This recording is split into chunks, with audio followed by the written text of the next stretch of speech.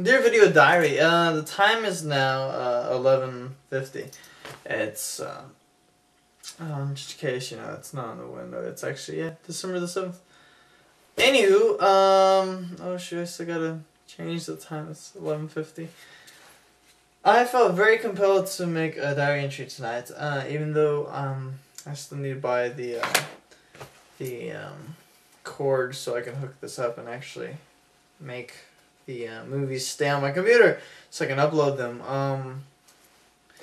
But I felt very compelled to make a video entry tonight because I went to a party today.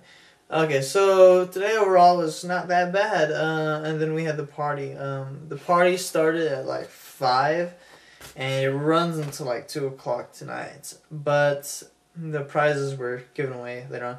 Anywho, so I get back home from work, and I get home early. Like, we got out early today, so we got out around like 12. And I eat lunch, and I come back, and I fall asleep for a good hour. And me and my roommate, we're going to be going. And whoever goes to this party gets off tomorrow. However, I got duty tomorrow, so I got to be on the ship anyways. So my expectations for the party was, okay, well, maybe I can win a prize because the raffle ticket's drawing. Maybe I'll get something. Okay, so here we are. We were running a bit late. So we leave approximately around 6. I was hoping to leave around that time, whatever, and get there at 7. So because the ferry ride from Bremerton to Seattle, it takes about an hour. So I get there around 7, and what do you know? The transportation that was provided to us by the Navy isn't there. The buses that are supposed to be there on routine visits aren't there. So we have to catch a taxi I have to pay about $3 off of on my behalf of the taxi fare, among other 4 people in total, And so I'm a little pissed off about that. Like, okay, so the Navy backstabbed me yet again and didn't provide me with transportation that they promised. So I arrive at the party, and I immediately walk in. Nobody checks my ticket, and I start going straight to the table, to the food chow line, right? To grab something to eat. And I'm looking around, and there's no meat. Okay, there's fish, but fish isn't a real man's meat. A man's meat is a steak or beef or chicken or ribs or anything that's meat.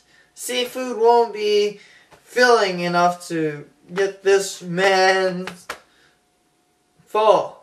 So I'm really upset at that.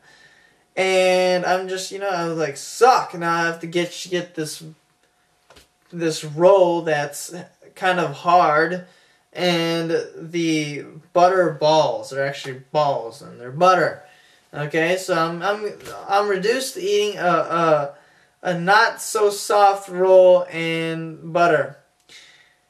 So I'm upset at this, and me being the non-alcoholic that I am, because I quit drinking, I go to one of the waitresses, and I ask her, hey, where can I get a drink that's non-alcoholic? And then she thinks about it, and she says, you're going to have to talk to that guy. Like, you don't serve non-alcoholic beverages. Like, the only drinks you serve are alcoholic beverages. I'm thinking to myself, oh my gosh. Oh my gosh. So I go up and I talk to the guy, and I'm inclining around because I asked the guy, can I have something non-alcoholic? And so he talks in a very sophisticated manner because it's like suit and tie. And he says, well, we have the orange juice and cranberry. Like, what? It's a 1949 orange juice and 1973 cranberry juice? I mean, come on. And I said, okay, well, I just want like half of that and half of the other one because I'm not alcoholic. And he tells me the price is $4.75. Okay, you're talking about this glass. That's not even a real, like, a man's glass, but this size glass, $4.75 of juice that I can clearly get from my fridge, and for paying less than $2 for a bigger glass. And I'm like thinking, wow, oh my gosh.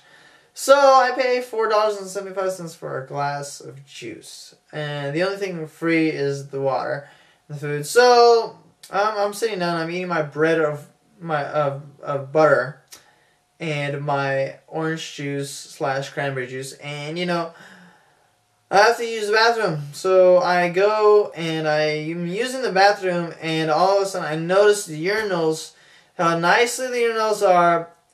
It's funny. These people that are so rich that can buy all this stuff in the world and charge you so much, and the place looks wonderful, can't have a simple thing as a divider in between the urinals.